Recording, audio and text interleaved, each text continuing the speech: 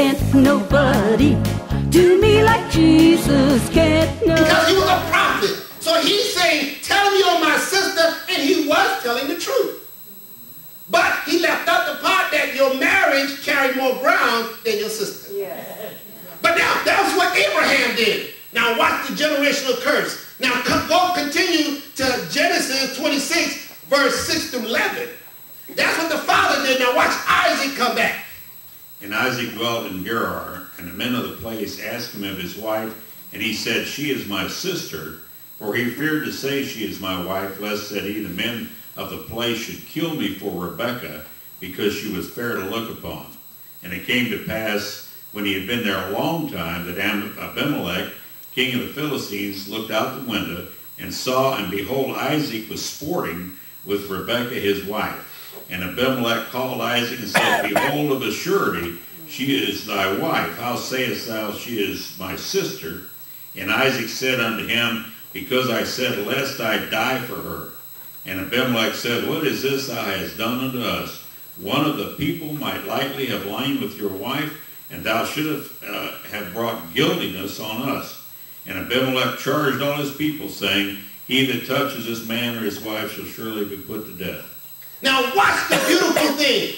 Abraham lied, told Sarah to lie, that you are my sister. Isaac didn't even go to Egypt, because God told him, you are not allowed to go to Egypt. You got to go to the Philistine. And now that you go to Philistine, now he said the exact same thing his father did, that he never knew anything about it. Y'all feel it, yeah? Y'all feel it. Because when you start feeling this, you're going to recognize that what happened to your parents has started to happen to you. Are y'all with me? But now watch this. The king admonished both of them. He says, why didn't you tell me the truth? Because now you are making my house suffer because I didn't know no better. Isn't it ironic that you get rebuked by a sinner? Yeah. By a Gentile? Are y'all with me? Yeah. Let's go to Genesis 17:17.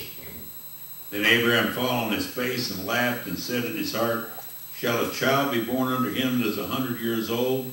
And shall Sarah that is 99 years old bear? Now watch this. He laughed at God. You're going to tell me that I'm going to have a child at 100 years old? God said, you trying me. Since you want to laugh, I'm going to name your son Isaac. And guess what Isaac means? Laughter. Let's go to Genesis 18:12. Now that's what the husband did. Guess what the wife going to do? Genesis 18:12. Therefore Sarah laughed within herself, saying, after I am waxed old, shall I have pleasure in my Lord being old also? Now, did she laugh out loud? No. She laughed within herself. You can't trick God. I don't care what you do. You can't trick God. He said, since you want to laugh inside yourself, now we're going to name your child Isaac, which means laughter. Now watch this. Let's go to Genesis 12:11. And it came to pass when he had come near to enter into Egypt that he said unto Sarah his wife, behold, now I know thou art a fair woman to look upon. Another word for fair to look upon is beautiful. We got a lot of beautiful women in here. Come on now. Y'all women should be screaming right now because you got to first think you're beautiful. But now, watch this. Because she is beautiful, now guess what? Let's see what Rebekah is. Genesis 26:7. See, watch the generation that continue passing down. Because the same way somebody said, well, you look just like your mother. You look just like your father. They're acknowledging that you have passed that gene through generations. And the men of the place asked him of his wife, and he said, she is my sister. For he feared to say, she is my wife, lest, said he, the men of the place should kill me for Rebekah, because she was fair to look upon. The generation continued down, and both of them being beautiful. Fair to look upon, beautiful, the same word, interchangeable. Now let's go to Genesis 20 down. Guess what when we go down to the third generation? 17. Gotcha. Leah was tender-eyed. Oh, stop. Whoa. Hold up. You mean to tell me we had beautiful and fair-looking in the first two generations, and now Leah, the oldest child, she ain't beautiful, is she? If somebody tell you that's not a good thing. That is not a good thing. But let's continue on. But Rachel was beautiful and well favored. Oh, see, it skipped a generation. Sometimes we skip a generation. But y'all with me, right? So now, let's continue on. Genesis 11:30. Now, before you do that, while you're pulling that up, I want to show you something. At the age of 65, Sarah was barren. Y'all, everybody know that now. Rachel was barren all the way up till she was 20. Rebecca. Leah and Rachel was both barren all the way to 18, because that's when they got married. Now, let's go to Genesis 11:30. But Sarah is barren. She had no child. Whoa. Is that not the word? She was barren, right? She couldn't have kids. But remember, she came from Abraham's father. Y'all with me? Genesis 25:21.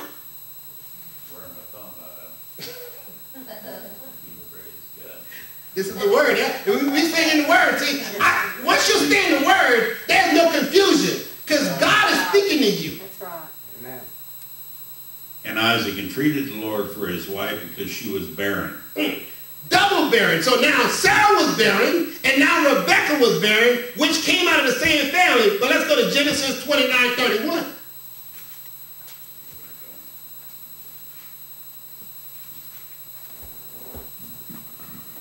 And when the Lord saw that Leah was hated, he opened her womb, but Rachel was barren. She was hated, but yet she was still barren. But God opened up her womb. 30:22. And God remembered Rachel, and God hearkened to her and opened her womb. So now all four of those in the line was barren. But then God also released, because once you marry a promise, you can't be barren no more, because now you got to produce. Hallelujah. Hallelujah. Oh, okay, stay with me. I know y'all ain't getting it yet. Let's go to Luke chapter 1, verse 7. We saw in the Old Testament what happened. Now let's cross over to the New Testament. And they had no child because that Elizabeth was barren, and they were both now well stricken in years. Now, if you notice, Elizabeth is the cousin of Aaron. And we know Aaron and Moses, which also come from the tribe of Levi. Same family, going all the way back to Jacob, going back in the beginning. Now let's deal with this for a while, because now we got to understand what spiritual move is. So now everybody say deeper. Yeah. Let's say roll. Roll. Now let's go to Genesis 31, verse 31 to 35. And Jacob answered and said to Laban, because I was afraid, for I said, peradventure thou wouldest take by force thy daughters from me. With whomsoever thou findest thy gods, let him not live. Before our brethren discern thou what it is thine with me, and take it to thee. For Jacob knew not that Rachel had stolen them.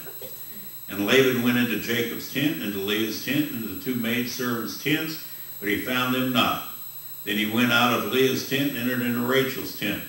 Now Rachel had taken the images, put them on a camel's furniture, and set upon them, and Laban searched all the tent, but found them not. Now, if you really got that part, Jacob pronounced a sentence out of his mouth.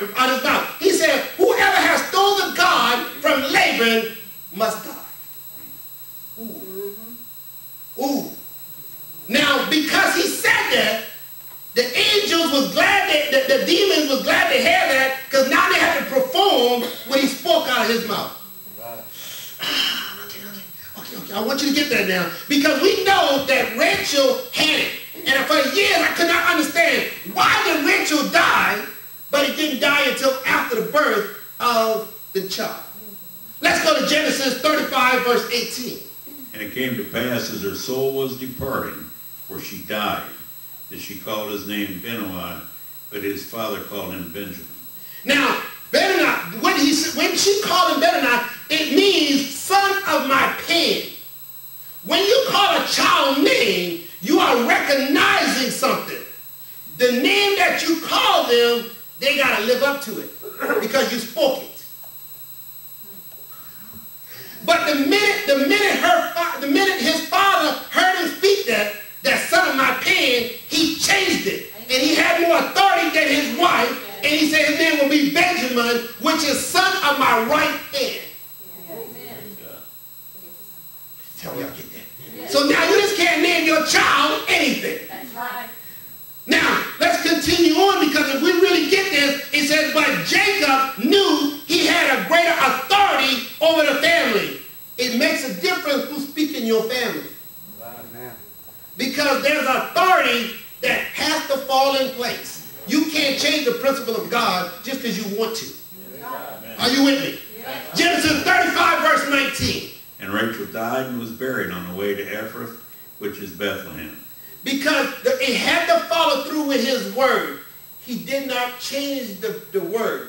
So because he spoke it, she had to die. Are y'all with me? Everybody say deeper. Let's roll. Okay, let's go to Genesis 32, verse 25 to 30. And when he saw that he prevailed not against him, he touched the hollow of his thigh, and the hollow of Jacob's thigh was out of joint as he wrestled with him. And he said, let me go, for the day breaketh. And he said, I will not let thee go, except thou bless me. And he said unto him, what is thy name? And he said, Jacob. And he said, thy name shall be called no more Jacob, but Israel. For as a prince thou hast power with God and with men, and hast prevailed. And Jacob asked him and said, tell me, I pray thee, thy name. And he said, wherefore is it that thou dost ask after my name? And he blessed him there. And Jacob called the name of the place Peniel, for I have seen God face to face, that my life is preserved. Now, his name was Jacob, which means deceiver. Some people just go and name their child Jacob, not understanding what you're doing. But now, when he wrestled with God, which he really was wrestling with Jesus, because he acknowledged that he just saw God face to face. But now, watch this. The minute his name was changed to Israel, when he came on the rank of speaking, there's not too many people that can override him. So when somebody speaks over you, if they're not at the right authority, they cannot break the curse.